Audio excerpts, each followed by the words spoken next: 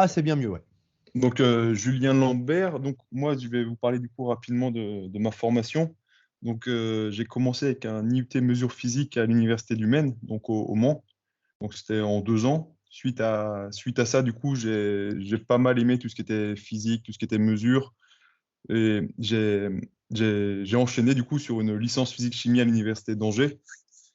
Ensuite, la chimie, ça m'a plu en partie, mais j'ai vite quand même compris que c'était plutôt la physique qui m'intéressait. Donc, j'ai enchaîné avec le M1, c'était physique et application à l'Université d'Angers, puis le M2 PSI, du coup, à l'Université d'Angers. Donc, parmi les activités réalisées à l'Université d'Angers, donc notamment les choses un peu importantes qui m'ont fait après identifier les différents chemins pour les futurs, mes futurs ouais, mes futurs travaux, c'est notamment les stages qui ont été assez importants pour moi. Donc en Master 1, j'avais réalisé un stage en traitement de l'image. Le thème, c'était polarisation des cordes vibrantes. Donc j'utilisais du MATLAB en fait pour caractériser la polarisation de cordes de piano, de cordes de guitare, etc. Et essayer de trouver comment dire? Ah, c'est un peu vieux, j'ai peut-être perdu les termes, mais essayer de trouver le mot va peut-être pas me revenir, mais donc, du coup, c'était beaucoup d'utilisation de MATLAB et beaucoup de traitement d'image. Donc, c'est quelque chose qui m'a tout de suite. J'ai vraiment accroché sur cette matière, tout ce qui était traitement d'image, visionique, etc. Et j'ai continué en Master 2 du coup, sur cette même voie, mais là, du coup, sur le traitement de l'image adapté à l'imagerie biologique, donc le suivi plutôt de pathogènes à la surface de végétaux par la fluorescence de chlorophylle. Donc, typiquement, c'était de l'analyse d'image, essayer d'identifier les pathogènes. Donc, là, j'ai mis quelques images, donc on peut rapidement voir sur une feuille des zones claires et des zones sombres.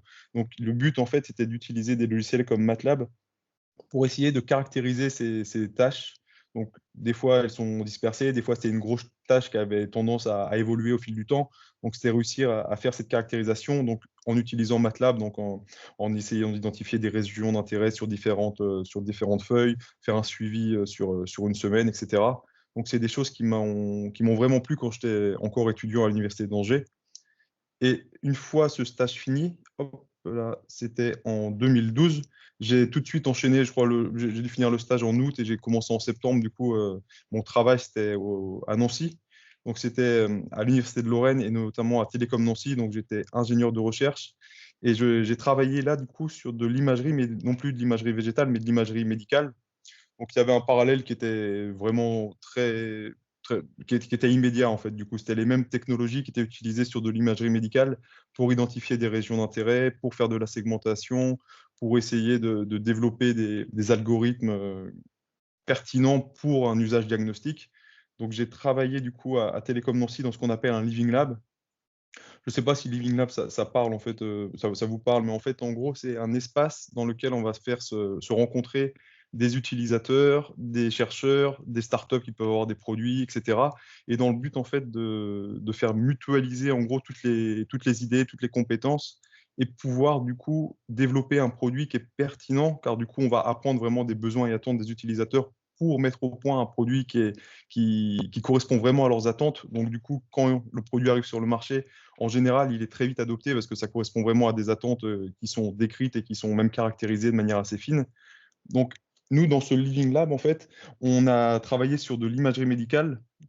Donc, dans le milieu médical, en fait, toutes les données, que ce soit de la vidéo ou de l'imagerie, ça représente des quantités astronomiques en termes de stockage. Donc, faut savoir que chaque hôpital dispose d'un PACS, donc c'est un système de gestion du coup, des contenus comme ça multimédia.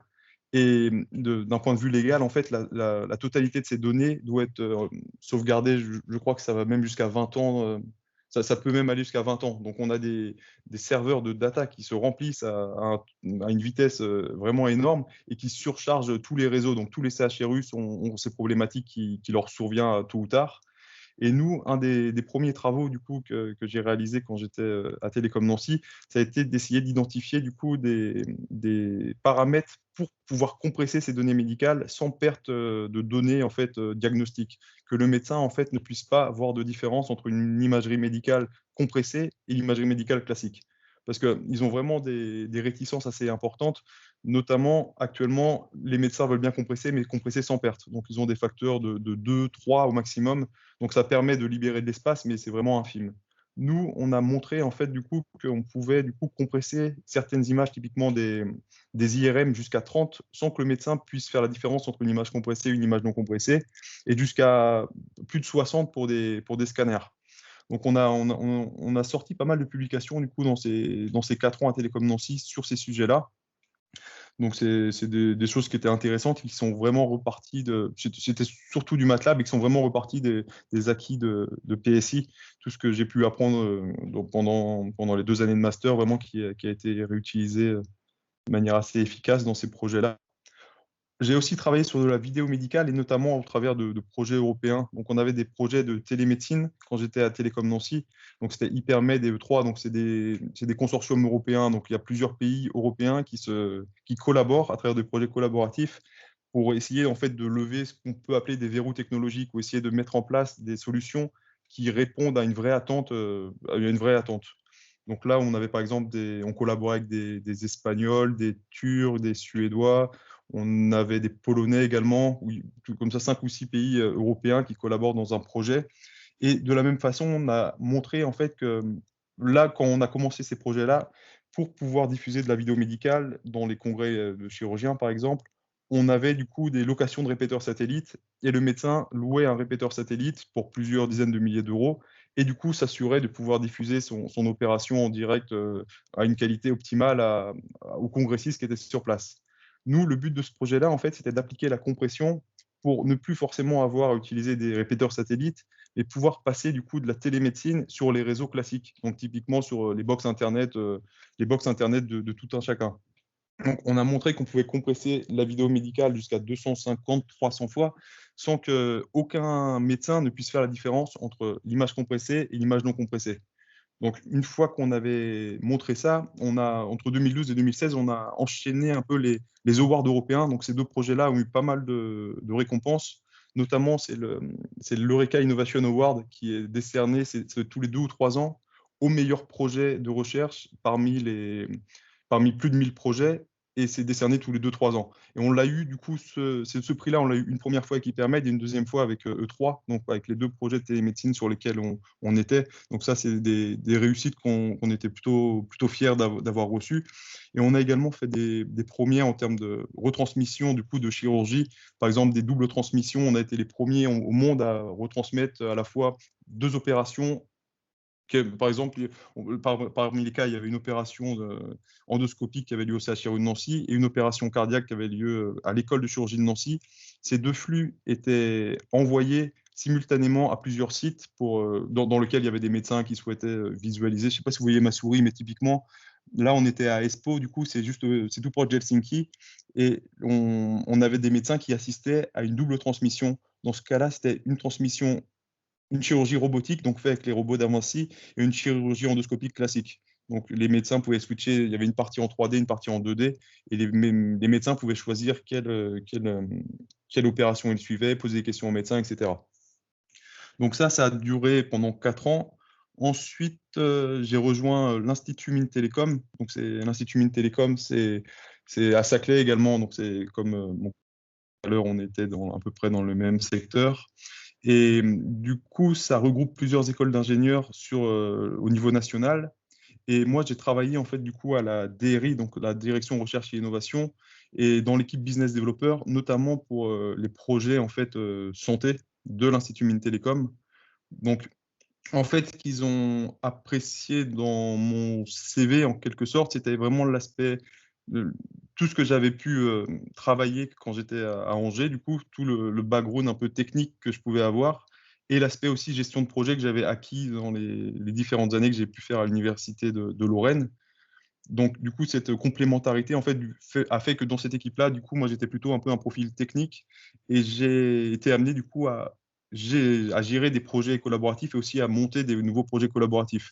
Donc, on avait toujours le projet E3. C'est vrai j'en ai un peu switché. J'étais à l'Université de Lorraine, mais j'ai switché, mais j'ai continué à travailler sur le projet E3 en travaillant à l'Institut Mines Télécom. On a fait notamment des choses comme une retransmission de chirurgie éveillée. Donc, c'est quelque chose c'est un professeur à Montpellier qui est un peu initiateur, investigateur de cette méthodologie de chirurgie au niveau mondial. Il forme la plupart des médecins qui savent opérer de cette façon. Et à Nancy, on avait un de ses étudiants qui souhaitait du coup pouvoir diffuser sa technique en fait et pouvoir former un maximum d'étudiants. Donc, c'est une opération qui a dû durer plus de 7 heures. Et pendant cette opération, en fait, nous, on a fait toute la partie gestion de la transmission des données. Donc, on avait des caméras dans la salle de chirurgie et on avait surtout, du coup, 2 amphis qui étaient pleins à craquer d'étudiants, donc plus de 200 étudiants qui ont pu assister en direct pendant 7 heures à l'opération. Donc, en direct, ils étaient amenés à pouvoir poser des questions directement au médecin qui est en train d'opérer. Donc, le médecin qui était en train d'opérer pouvaient s'arrêter pour leur répondre, pouvaient leur montrer des points précis. Et c'est vraiment des choses qui ont été appréciées et c'est des choses qui sont encore en fonctionnement actuellement au CHRU de Nancy et aussi à l'école de chirurgie et aussi à la fac de médecine de Nancy, que c'est vraiment des nouvelles technologies pour la formation qui sont vraiment très immersives en fait pour les étudiants. J'ai travaillé aussi sur d'autres projets. Là, typiquement, le projet Careware, ça, c'était un projet c'est la norme en fait Smart Band. C'est tous les capteurs un peu qui vont être portés par une personne et qui vont permettre d'avoir un retour d'informations, de paramètres physiologiques de cette personne. Typiquement, c'était encore un projet européen qui a duré 4 années. Et dans ce projet-là, on a développé des capteurs portés pour permettre du coup de faire remonter de l'information, que ce soit le rythme cardiaque d'une personne, sa température, on avait son oxymétrie, on avait son activité, etc. On avait pas mal de données comme ça qui permettaient de remonter. Et on a testé et validé ces solutions du coup en hospitalisation à domicile et en EHPAD également. Et on s'est rendu compte en fait que les médecins, en leur apportant une finesse de données, donc typiquement le rythme cardiaque sur une journée entière, les médecins avaient presque jamais vu une information d'une telle richesse. Et on s'est rendu compte qu'ils ont même du coup comment dire, ils ont pu se rendre compte de problèmes cardiaques que pouvaient avoir certains de leurs patients et pour lesquels ils ne se seraient pas du tout doutés. Donc ça, c'est des technologies qui sont actuellement encore utilisées. Là, maintenant, c'est de plus en plus répandu. Le projet Autonotech, ça c'est aussi un projet dans lequel que j'avais du coup participé, un projet collaboratif là où c'est les acteurs du textile au niveau national qui se sont regroupés pour faire des draps équipés de capteurs, donc pour le suivi de personnes durant la nuit. Et la grosse innovation de ce projet-là, en fait, c'était que c'est des draps qui s'auto-alimentent en termes de courant. Donc, c'est-à-dire que les frictions que la personne va faire en bougeant dans le drap de fait l'effet piézoélectrique, en fait, créer un courant suffisant pour alimenter des capteurs. Ça, c'est un projet qu'on a déployé, nous, dans des EHPAD notamment. Ça n'a pas forcément trop pris dans les EHPAD, mais c'est l'innovation en fait et la recherche qu'on a fait dans ce projet-là est utilisée actuellement. C'est beaucoup le milieu militaire du coup qui utilise ça. Et pour le coup, du coup, c'est vrai que l'activité de militaire, là typiquement, ça a été ajouté, implémenté à des t-shirts. Et l'activité et la friction d'un t-shirt porté par un militaire pendant une opération est nettement supérieure et largement suffisant pour alimenter des capteurs rythme cardiaque, etc. Donc ça, c'est des technologies qui sont utilisées actuellement dans ce domaine-là. J'ai aussi participé au montage de différents projets, comme des projets aussi de réalité virtuelle, donc apporter la réalité virtuelle au domaine de la chirurgie et également de la formation, donc permettre à des étudiants en chirurgie vétérinaire ou en chirurgie classique de pouvoir tester leur pratique avec des outils de réalité virtuelle. Donc, on développe des mondes ouverts, on développe des possibilités d'opération. Donc, le médecin met le casque de réalité virtuelle, puis il réalise une opération. Donc ça, c'est des choses qui sont assez intéressantes. Ça existe beaucoup. On a beaucoup comment dire, de machines qui permettent de faire une démo en fait et une immersion ou un type d'opération. Et en fait, la réalité virtuelle, ça permet, l'avantage, c'est que du coup, on peut intégrer à la réalité virtuelle n'importe quel type de chirurgie. Nous, on a développé ça pour de la chirurgie vétérinaire et pour de la chirurgie classique, mais on peut imaginer qu'avec le même socle applicatif, on puisse développer des solutions pour la chirurgie dentaire, pour tous les domaines du coup de la médecine. Et actuellement, depuis 2019, donc ça c'est mon travail actuellement. Donc suite à mon passage à l'Institut Mines Télécom, on a monté avec mon patron de l'époque du coup une association dans le Grand Est qui s'appelle Innov Autonomie. Et le but de cette association, c'est de regrouper les acteurs de l'autonomie de la région Grand Est, donc typiquement que ce soit les ARS, les départements, les hébergeurs de patients, les hôpitaux, etc.